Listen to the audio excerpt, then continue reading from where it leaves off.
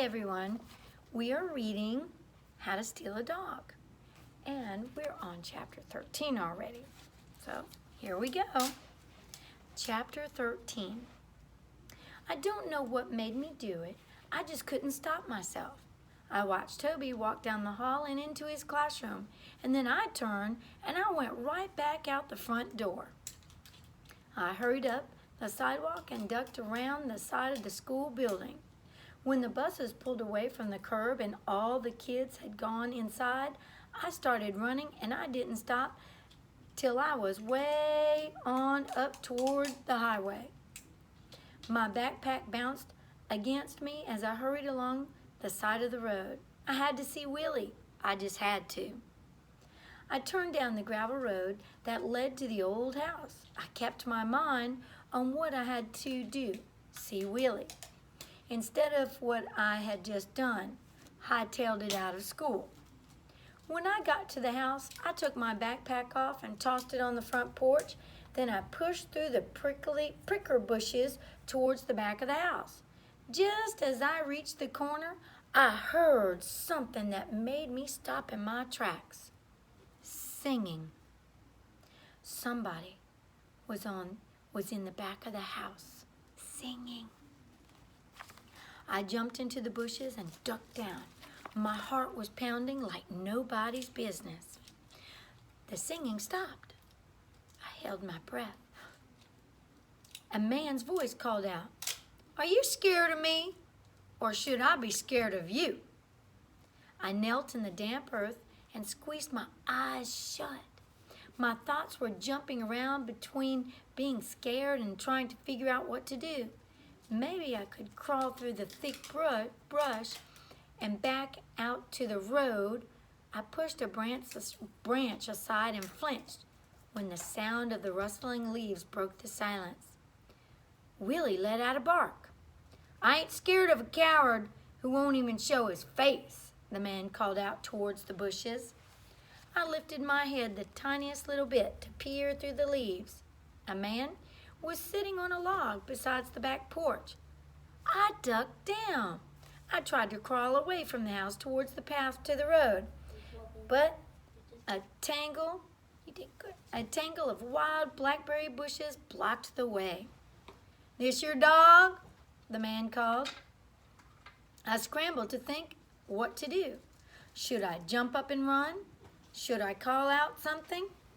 "Me and this dog are just sitting here, sharing sardines," the man said. "You want some?" I pushed some branches down and peered out.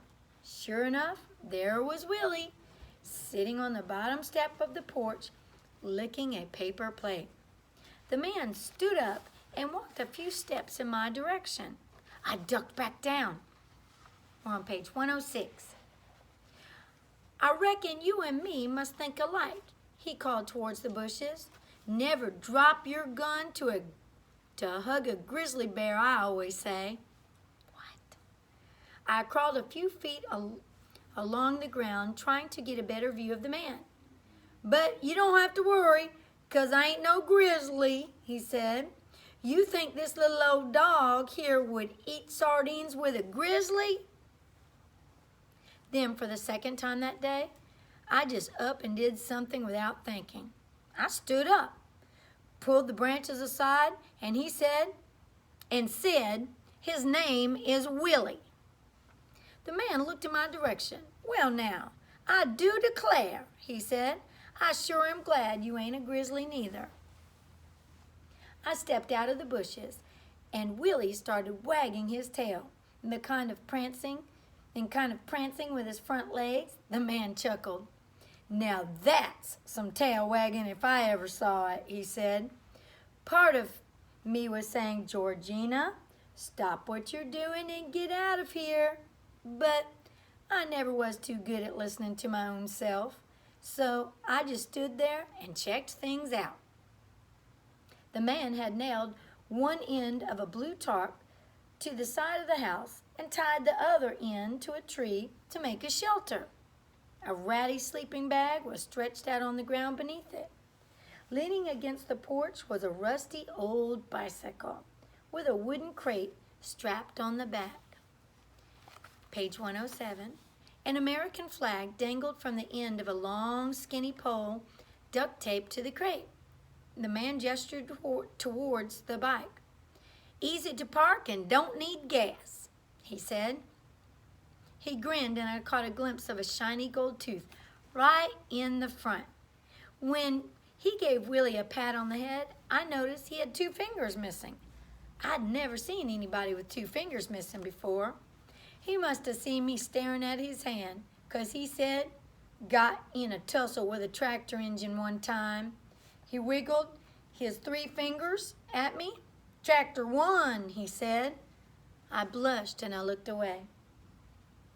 "My name's Mookie," the man said, tipping his greasy baseball hat. "Mookie?" He grinned again. "Real name's Malcolm Greenbush, but my mama called me Mookie when I was just a little thing, and I've been Mookie ever since." "Oh, you got a name?" "Georgina," I said. "Georgina Hayes." He stuck out that 3-finger hand of his for me to shake. I confess I didn't feel too good about shaking a 3-fingered hand, but I did it anyways. "I don't mean to go prying in your business, Miss Georgina," Mookie said, "but how come you got your little dog, all holed up here in this old house?" Page 108. Uh-oh, I hadn't been ready for that question. I had to think fast. "'Cause we got a new landlord and he says we can't have a dog anymore, so my mama is looking for a new place where we can keep a dog, and I'm keeping him here till she finds one," I said. There, that sounded pretty good. Mookie's bushy eyebrows shot up. "That's so," he said. "Yes, sir." "Well, I can tell you that your dog was hungry enough to eat the south end of a northbound skunk." I looked at Willie. He sat on the step and pawed the air with one of his little paws. Then he yawned, curled up his little pink tongue. I sat beside him and pulled him into my lap. I bring him stuff to eat every day," I said. "That's so?" Something about the way he said "that so" made me squirm. "Except today," I said. "Today I forgot." "Well, then it's a good thing I had them sardines." Mookie gathered up the paper plate and empty cans and put them in a plastic grocery bag. Then he turned to me and said, "Ain't it?" I felt squirmy again. "Yes, sir. Seems kind of a shame to keep a little dog like that all tied up all the time." Page 109. I looked down at Willie and ran my hand along his back. You want to run a little bit, fellow?" I said. His head shot up off my lap, and he whined. Mookie chuckled. "I think that's a yes," he said. I untied the string leash from the back porch, and Willie leapt off the steps, jumping up on me and yipping like crazy. I took him around to the gravel road, and off we went. Willie looked like he was ready to burst wide open with the pure joy of running. We raced up and down the road a few times till I finally collapsed right there in the dirt, gasping for breath. Willie sat beside me, panting. "I don't know which he needed more," Mookie said, calling from the side of the house, "them sardines or that run."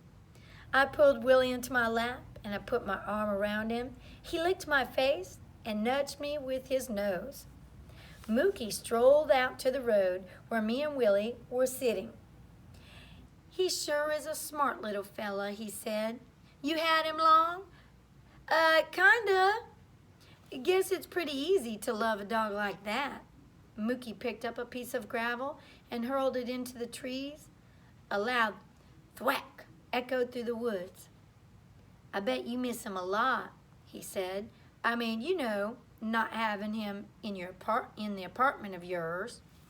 I nodded, stroking Willie's head and trying to keep, page 110, my face from looking as squirmy as my insides were feeling. Mookie hurled another rock into the woods. "I had me a dog when I was a boy," he said. "What kind?" "Oh, just a little half-breed," he said. "Uglier than homemade soap, that dog was, and dumb. My daddy used to say he didn't have both oars in the water." He chuckled. "But Lord, me and him was closer than white on rice." He shook his head. "I sure did love that dog." He reached down and scratched the top of Willie's head. Willie gave Mookie one of those doggy smiles of his. "Dogs are just like family, ain't they?" Mookie said. I looked at Willie, and no matter how hard I tried not to, I kept seeing Carmela's sad face and hearing Carmela's heartbroken voice. I stood up and brushed the dirt off my jeans. "Where do you live?" I said. "Yesterday, today, or next Thursday?" Mookie grinned, making his gold teeth glitter in the sunlight. Gold tooth glitter in the sunlight. "Well, yes, sir, I guess. Over there." He jerked his head and kind of rolled his eyes. "Over where?" "Over there where I was." "In a house?" Page 111. "A house?" he said real loud, like I was crazy to ask that. "No." "Then where?" He opened his arms wide and said, "Out here. Outside." "Outside?" Mookie nodded. "Yep." "How come?" "'Cause I don't have to paint the air or tar paper the sky or mop the ground. All I got to do is breathe." "That's stupid," I said. Mookie chuckled. "I better go," I said, leading Willie up the path to the back of the house. Mookie followed along behind us, whistling. I took Willie up to the back porch and tied his leash on the doorknob. "How long are you staying here?" I said. "Not long," he said. "I leave my feet in one place too long, they start growing roots." "Oh." I gave Willie one last pat on the head. "Then bye." I made my way down the rickety steps. "And thanks for the sardines. For Willie, I mean." Mookie tipped a hat. "My pleasure." As I pushed through the bushes towards the front of the house, I had an uneasy feeling. My worries seemed to be piling up, one on top of the other, like bricks on a wall. I waited in the car until it was time to go back to page 112, school, and get Toby. All afternoon, I tried to concentrate on what I had to do next. I went over my How to Steal a Dog notes in my mind and thought about how good I'd done so far. I had done good, hadn't I? I mean, I found the perfect dog. I stole him. I put him in a good place where he was safe. Now all I had to do was wait for Carmela to get the reward money. I bet by the time me and Toby got over to Carmela's, she'd have money, and then I could just move on to the last step of my dog stealing plan. Shoot, I bet me and Toby and Mama will be in our nice apartment just about any day now. That concludes chapter 13. I hope you enjoyed it. We're going to go over quite a few questions in class, especially about non-figurative language. Yes. All right. Bye, guys. Love you.